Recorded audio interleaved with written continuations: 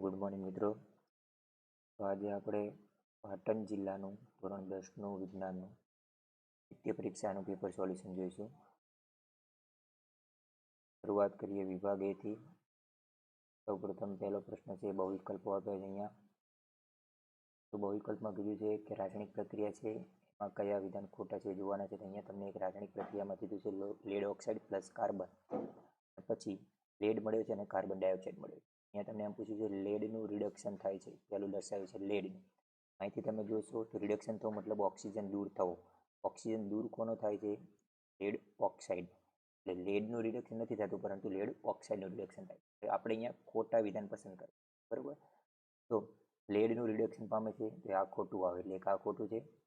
પછી બીજું શું કીધું છે કે કાર્બન ડાયોક્સાઇડનું ઓક્સિડેશન થાય છે. કાર્બન ડાયોક્સાઇડનું ઓક્સિડેશન નથી થતું પરંતુ કાર્બનનું ઓક્સિડેશન થઈ અને પછી કાર્બન ડાયોક્સાઇડ બને છે. આ વિધાન પણ શું આવવાનું? ખોટું આવે. કાર્બન ઓક્સિડેશન પામે છે, આ વિધાન શું છે? સાચું. અને લેડ રિડક્શન પામે છે, લેડ ઓક્સાઇડ સોરી, આ વિધાન પણ સાચા. એટલે આપણે ખોટા જવાબ પસંદ કરવાના છે. એટલે એ અને બી આપણું ઓપ્શન આવશે એ, બરાબર. આપણા જવાબમાં ઓપ્શન આવશે એ, કેમ કે એની અંદર એ અને બી બંને ખોટા છે. નેક્સ્ટ, એના પછીનો બીજો પ્રશ્ન જોઈએ. બીજા પ્રશ્નમાં કહ્યું છે કે મનુષ્યનું મૂત્રપિંડ એ ખાલી જગ્યા સાથે સંકળાયેલ તંત્રનો એક ભાગ છે. તો મૂત્રપિંડ શું છે? તો કે એ છે ઉત્સર્જન તંત્રનો ભાગ છે. શેનો ભાગ છે? પોતે ઉત્સર્જન તંત્ર. તો અહીંયા જવાબ આવશે બી. નેક્સ્ટ, ત્યારબાદ જોઈએ તો એના પછીનો પ્રશ્ન છે, જો લક્ષણ એ અલિંગી પ્રજનનવાળી વસ્તીમાં 10% સભ્યોમાં જોવા મળે છે અને લક્ષણ બી તેની વસ્તીમાં 60% સજીવોમાં જોવા મળતો હોય તો કયું લક્ષણ પહેલાં ઉત્પન્ન થયું હશે? તો આ પ્રશ્ન પણ બોર્ડમાં પૂછાયેલો હતો ગઈ સાલની અંદર. તો એમાં જવાબ આવે છે લક્ષણ બી. શું જવાબ આવશે? લક્ષણ બી. આપણો જવાબ છે લક્ષણ બી. ઓકે, સાચો જવાબ લક્ષણ બી આવશે.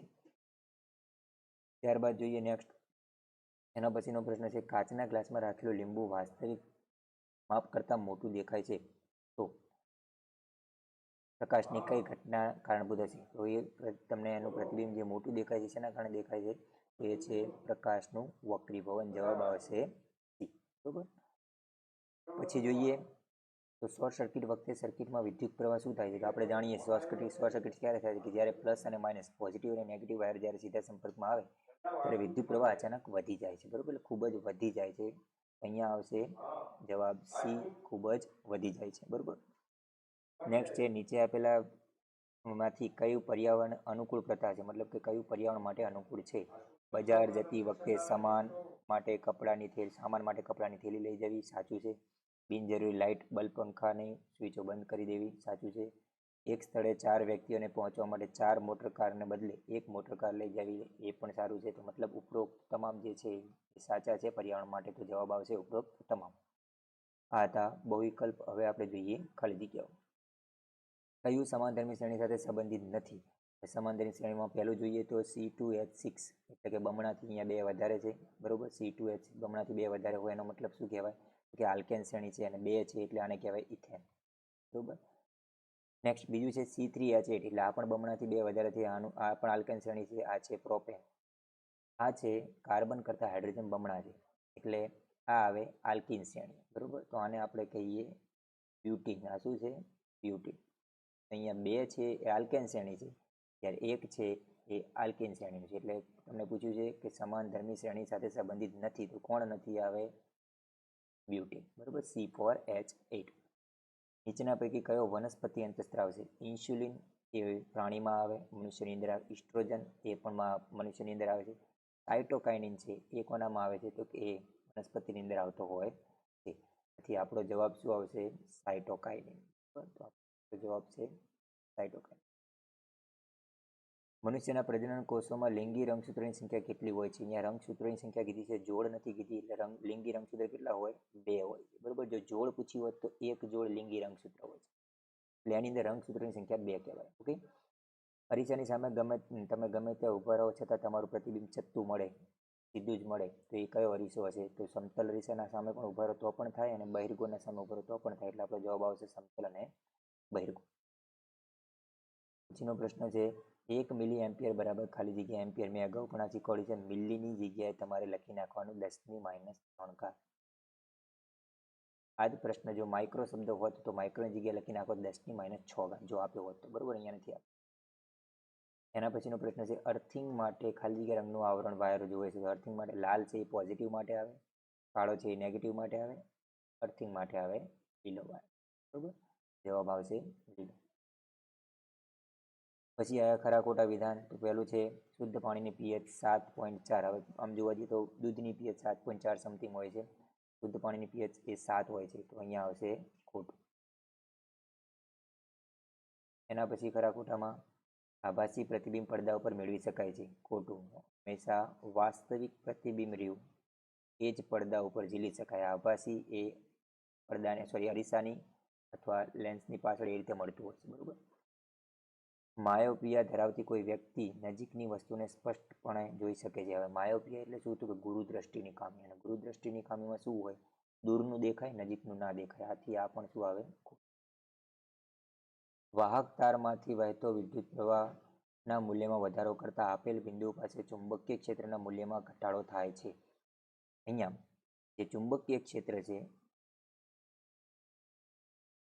એ જોવા જઈએ તો હંમેશા વિદ્યુત પ્રવાહને સમપ્રમાણમાં હોય, બરોબર? એનો મતલબ જો વિદ્યુત પ્રવાહ વધે તો ચુંબકીય ક્ષેત્ર વધે. અહીંયા તમને ઘટાડો કીધો છે વિદ્યુત પ્રવાહ વધતા, તો આ પણ વિધાન શું આવશે? ખોટું. મતલબ કે આપણે અહીંયા ખરા ખોટા બધા જ કેવા છે?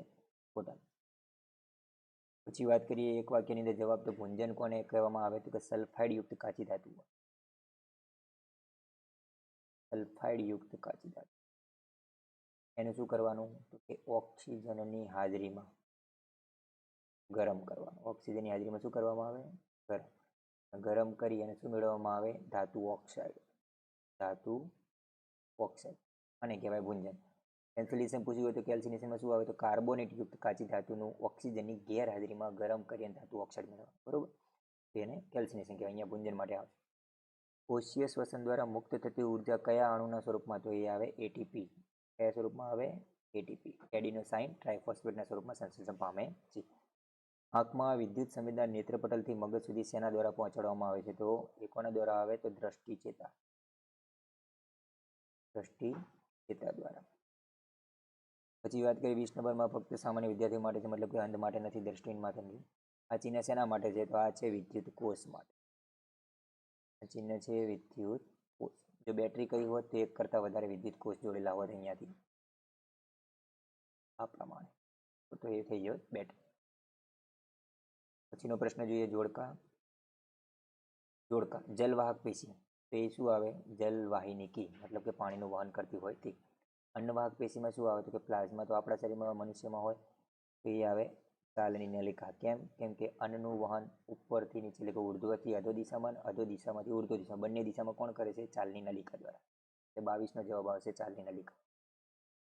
વિભાગે પછી આવે છે જોડકું બીજું. પર્યાવરણનો મિત્ર કોણ છે અને પર્યાવરણનું શત્રુ કોણ છે? તો આપણને ખ્યાલ છે કે પ્લાસ્ટિકના કપમાં ચા પીવે એ શું કહેવાય? પર્યાવરણનો શત્રુ કહેવાય.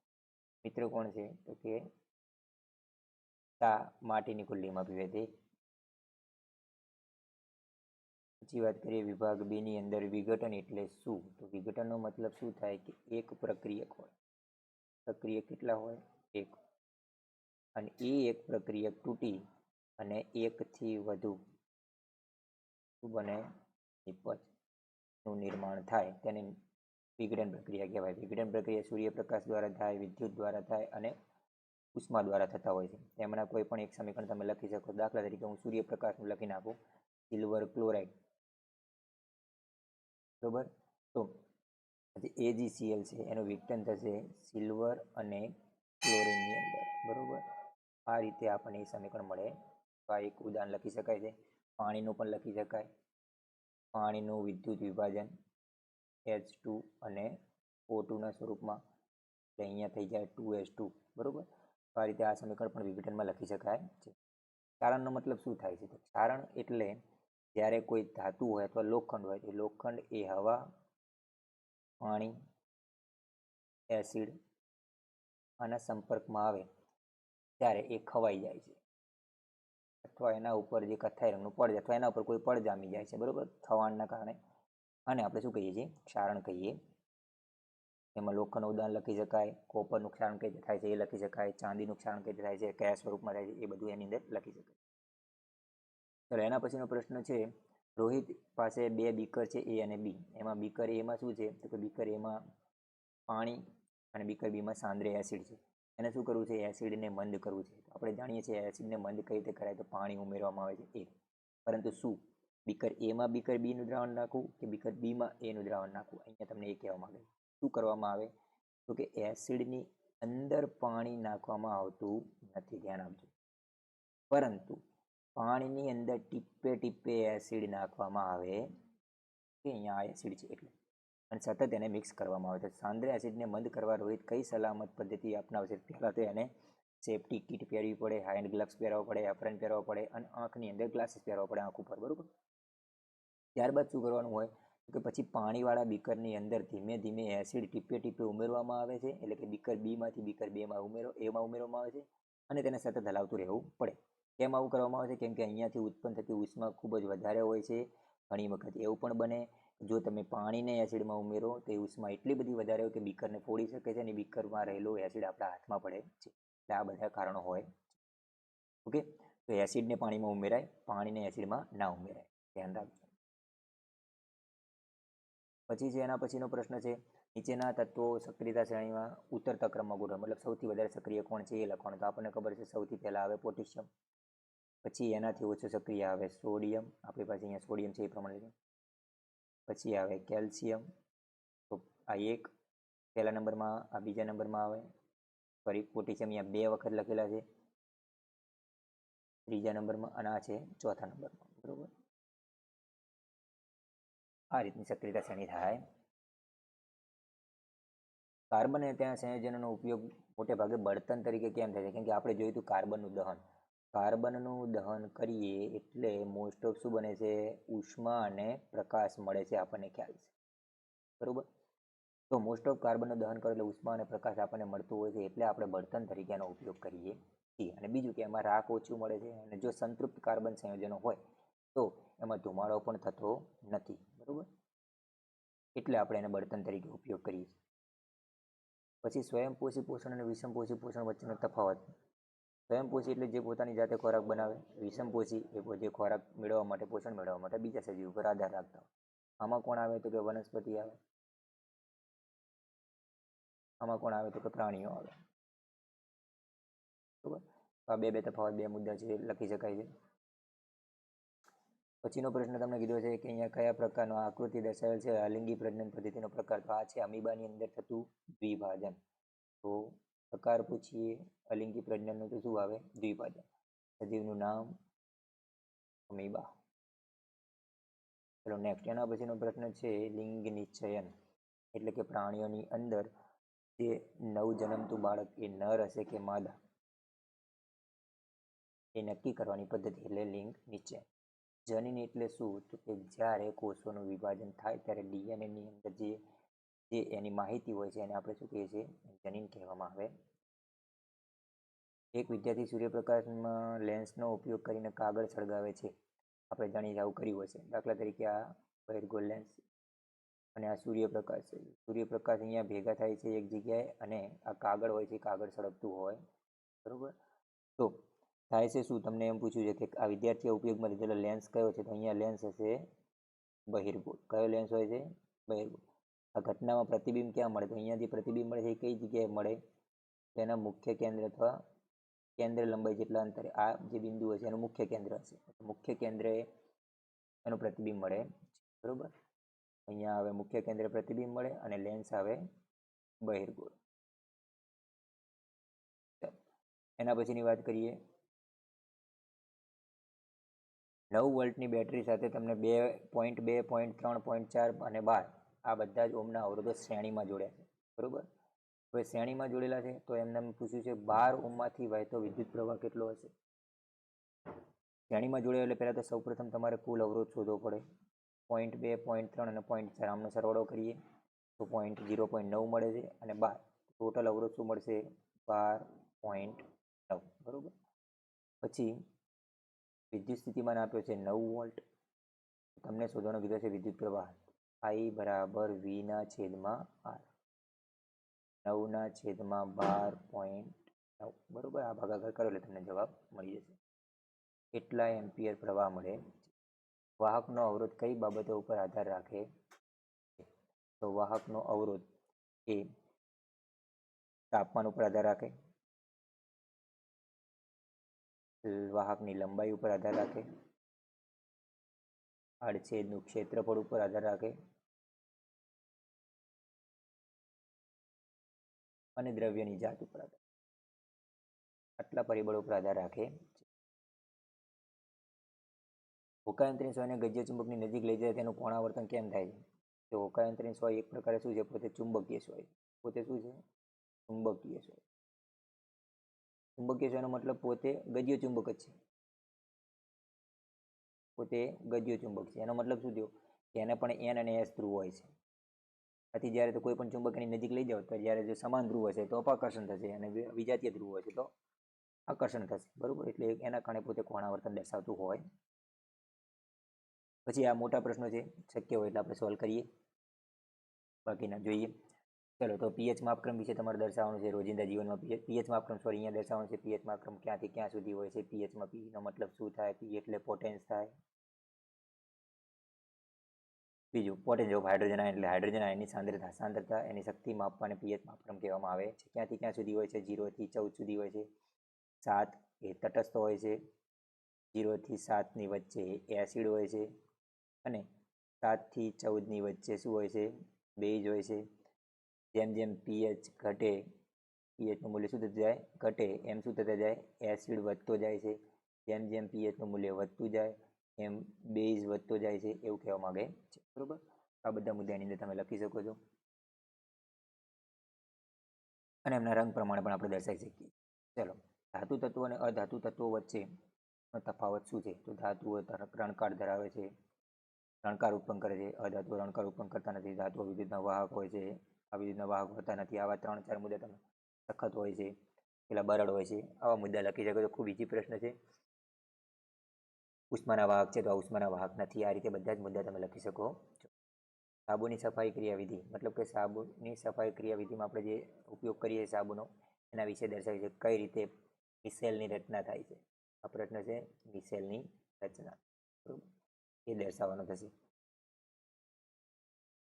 ચલો, આ કોઠો ગઈ પરીક્ષામાં પૂછાયેલો તો બોર્ડની પરીક્ષામાં આ બેઠો જ પ્રશ્ન છે. વૃદ્ધિ અંતઃસ્ત્રાવ પિટ્યુટરી ગ્રંથિ એનું કાર્ય. આ એ ચેપ્ટરમાંથી બેઠો કોઠો પૂછી લીધો છે. તો થાઇરોઇડ ગ્રંથિ, અહીંયા ગ્રંથિ આપી છે, અહીંયા અંતઃસ્રાવ આપ્યા છે અને એના કાર્ય દર્શાવે છે.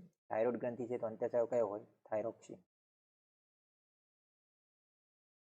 સ્રાવ આવે થાઇરોક્સિન. શું કામ કરે છે? શરીરના વિકાસ માટે ચયાપચયનું નિયમન કરે છે. અંતઃસ્રાવ ઇન્સ્યુલિન છે પણ આવે ક્યાં? સ્વાદુપિંડ ગ્રંથિમાં. કઈ ગ્રંથિમાં આવે? સ્વાદુપિંડ. શું કરે છે કામ? તો કે રુધિરમાં શર્કરાના માત્રાનું નિયમન કરે. શુક્રપિંડ અને અંડપિંડ. શુક્રપિંડની અંદર શું હોય છે? તો કે એ ટેસ્ટોસ્ટેરોન નામનો અંતઃસ્રાવ. અને અંડપિંડમાં શું હોય છે? ઇસ્ટ્રોજન નામનો અંતઃસ્રાવ. શુક્રપિંડનું પછી તો ટેસ્ટોસ્ટેરોનનું કામ શું છે? તો કે ટેસ્ટોસ્ટેરોન જે છે એ નર જાતીય લક્ષણો એ ફેરફાર કરવાનું કામ કરે છે. જ્યારે ઇસ્ટ્રોજન જે છે, ઇસ્ટ્રોજનનું કામ શું છે? તો કે એ સ્ત્રી પ્રજનન અંગોનો વિકાસ કરો, માદા જાતીય અંગ, એના બધાના માટે એ જરૂરી છે. બરોબર. એન્ડ્રીનાલિન નામનો અંતઃસ્રાવ એન્ડ્રીનલ ગ્રંથિમાં આવે છે અને એનું કામ શું છે? તો એન્ડ્રીનલ જે છે એ લડો યા ભાગો તેના માટે આપણા શરીરને તૈયાર કરે છે. તો આ રીતે આ કોઠાની અંદર જવાબ આવે છે. તો એના પછી નેક્સ્ટ મોટો પ્રશ્ન છે, યૌન આરંભ સમ એટલે શું? અને યૌન આરંભ દરમિયાન છોકરાઓમાં કયા જાતીય પરિવર્તનો જોવા મળે છે? ઓકે, મોટો પ્રશ્ન છે, તમારી રીતે તમે લખી શકો છો. વ્યાખ્યા આપી છે. વક્રતા કેન્દ્રની વ્યાખ્યા. વક્રતા કેન્દ્ર સી, મુખ્ય કેન્દ્ર એફ અને કેન્દ્ર લંબાઈ વિશે આપણને અહીંયા કીધું છે એફ વિશે. બરોબર, સ્મોલ. એના પછીનો પ્રશ્ન છે, પ્રકાશનું વિભાજન એટલે શું? પ્રિઝમ વડે શ્વેત પ્રકાશ, સફેદ પ્રકાશના વિભાજનની ઘટના આકૃતિ દોરી સમજાવતા હોય. મોટો પ્રશ્ન છે, પ્રિઝમ દ્વારા કઈ રીતે શ્વેત પ્રકાશનું વિભાજન થાય છે એના વિશે તમારે સમજાવવાનું છે. પછી સોલેનોઇડની વ્યાખ્યા આપવાની છે. પાસ વીંટળાયેલા તાંબાના તારના અલગ કરેલા ગૂંચળાને આપણે શું કહીએ છીએ? નળાકાર ગૂંચળાને સોલેનોઇડ કહીએ છીએ. એના દ્વારા ઉદ્ભવતું ચુંબકીય ક્ષેત્ર કેવું હોય છે એની પણ ચર્ચા કરવાની છે. પછીનો પ્રશ્ન છે ઉત્પાદકો એટલે શું? કે જે પોતાની જાતે ખોરાક બનાવે છે, ખોરાક ઉત્પન્ન કરે છે. સ્વયંપોષીઓ, ઉપભોગીઓના વિશે દર્શાવવાનું છે. પ્રાથમિક ઉપભોગી, દ્વિતીય ઉપભોગી એના વિશે અને છેલ્લે વિઘટો વિશે તમારે અહીંયા સમજાવવાનું થશે. ઓકે. પછી છે ખાવાના સોડાની બનાવટ કઈ રીતે ખાવાના સોડા બનાવવામાં છે એનું સમીકરણ અને એના ઉપયોગો તમારે અહીંયા લખવાના થશે. મોટો પ્રશ્ન છે એટલે હું દર્શાવતો નથી. તમે વિડીયો આ દરેકની જોઈ શકો છો, ત્યાં મારી ચેનલ ઉપર છે. થર્મિલ પ્રક્રિયા એટલે શું? તો કે જ્યારે આપણે જે રેલવેના પાટાને સાંધવા માટે ઉપયોગ કરતા હોય છે થર્મિલ પ્રક્રિયા છે, એમાં શું થતું હોય છે તો કે એની અંદર જે આયર્ન ઓક્સાઇડ છે એને એલ્યુમિનિયમ વડે એનું રિડક્શન કરવામાં આવે છે અને આયર્ન મેળવવામાં આવે છે. બરોબર, આ રીતની એની પ્રક્રિયા હોય છે. અને થર્મિલ પ્રક્રિયા કઈ છે અને અહીંયા ઉત્પન્ન થતી જે આયન છે એ ખૂબ જ ઊંચા તાપમાને મળે છે, આથી પીગળેલ સ્વરૂપમાં મળતો હોય. બરોબર, એ સમીકરણ લખવાનું રેલવેના પાટા સાંધવા માટેનો ઉપયોગ થતો હોય છે. પછી પૂછ્યું છે ખનિજ એટલે શું એની વ્યાખ્યા આપવાની છે. કાચી ધાતુનો મતલબ શું થતો કે જમીનની અંદરથી તમને જે પેટ્રોલિયમ પેદાશો મળતી હોય જેને આપણે ખનિજ કહીએ છીએ. જે કાચી ધાતુ મતલબ કે એની અંદર અશુદ્ધિઓ હોય છે, કાર્બોનેટ સલ્ફાઇડ યુક્ત અશુદ્ધિઓ હોય છે, એ ધાતુની સાથે હોય છે, એને કાચી ધાતુ કહેવામાં આવે, જે જમીનના પેટાળમાંથી મળી આવે. પછીનો પ્રશ્ન છે આકૃતિ દર્શાવે છે બતાવેલ નામોને ઓળખી બતાવો અને આંતરડામાંથી થતી પાચન ક્રિયા સમજાવો. તો અહીંયા દરેક જોઈએ તો સૌપ્રથમ જે સી વાળો ભાગ દર્શાવે છે એ અન્નનળી છે. આ છે યકૃત, ડી. જઠર, બી છે. ત્યારબાદ એ છે એ નાનું આંતરડું છે. આ એના નામકરણ છે અને અહીંયા તમારે નાના આંતરડા વિશે સમજાવવાનું છે. કઈ રીતે નાના આંતરડાની અંદર દરેક પોષક તત્વો, ચરબી, પ્રોટીન અને કાર્બોદિતનું પાચન થાય છે, એના વિશે સમજાવવાનું છે. બરોબર, તેમાં રૂપાંતર થાય છે એ પણ. પછી છે પ્રકાશ સંશ્લેષણની વ્યાખ્યા આપવાની છે, એનું સમીકરણ લખવાનું છે. ત્યારબાદ ધમની અને શિરા વિશે માનવ હૃદયની અંદર દર્શાવવાનું છે. ધમનીની દિવાલ જાડી હોય છે, શિરાની દિવાલ પાતળી હોય છે. ધમની શિરા દ્વારા રુધિર હૃદયની અંદર દાખલ થાય છે અને ધમની દ્વારા હૃદયમાંથી શરીરના અંગો સુધી જતું હોય છે. આ તમારે લખવાનું થશે. પછી સ્ત્રી માદાનું પ્રજનન તંત્ર છે, એની આકૃતિ દોરવાની થશે. ત્યારબાદ છે લઘુદ્રષ્ટિની ખામી થવાના કારણો જણાવો. લઘુદ્રષ્ટિની ખામી થવાનું કારણ શું થશે કે જે પ્રકાશના કિરણો આવતા હતા, જે દૂરની વસ્તુમાંથી પ્રકાશના કિરણો આવતા તે રેટિનાની આગળ રચાતા હતા. બરોબર, તો એને આપણે શું કરવો પડે? એવું થવાનું કારણ શું હતું તો કે લેન્સ પાતળો થઈ નતો શકતો. એટલે આ બધી વસ્તુ થોડોક મોટો પ્રશ્ન છે, આકૃતિ દોરીને તમારે સમજાવવાનું થાય છે. બરોબર, અને એને નિવારવા માટે અંતર્ગોળ લેન્સનો ઉપયોગ થાય છે. ચલો, અહીંયા તમને કીધું છે કે ઉપરોક્ત વિદ્યુત પરિપથ કેવા પ્રકારનું જોડાણ છે. તો અહીંયા તમે જોશો અવરોધોને શ્રેણીમાં જોડે છે, એટલે અવરોધનું શ્રેણી જોડાણ છે. અવરોધનું શ્રેણી જોડાણ. ઉપરોક્ત જોડાણ પરથી સમજાય છે અને સમતુલ્ય અવરોધનું સૂત્ર શું છે તો કે સમતુલ્ય અવરોધ બરાબર જેટલા પણ અવરોધ જોડ્યા હોય એ બધાને તમારે શું કરવાનું થાય છે? સરવાળો કરવાનો થાય. અને લાસ્ટ પ્રશ્ન જે આપેલો છે એ લાસ્ટ પ્રશ્ન આપણા દ્વારા, હા, ઉત્પાદિત જૈવ અવિઘટનીય કચરાથી કઈ સમસ્યા ઉત્પન્ન થઈ શકે છે? જો આ દ્વારા ઉત્પાદિત કચરો એ વિઘટનીય હોય તો શું આપણે પર્યાવરણ પર કોઈ અસર નહીં થાય? એના વિશે તમારે લખવાનું થશે. બરોબર, એટલે થોડોક સવિસ્તાર પ્રશ્ન છે. તો આ રીતે આપણે અહીંયા સોલ્યુશન જોયું છે. વિભાગ A, B, C અને D શક્ય હોય તો એ પ્રમાણે. પાટણ જિલ્લાનું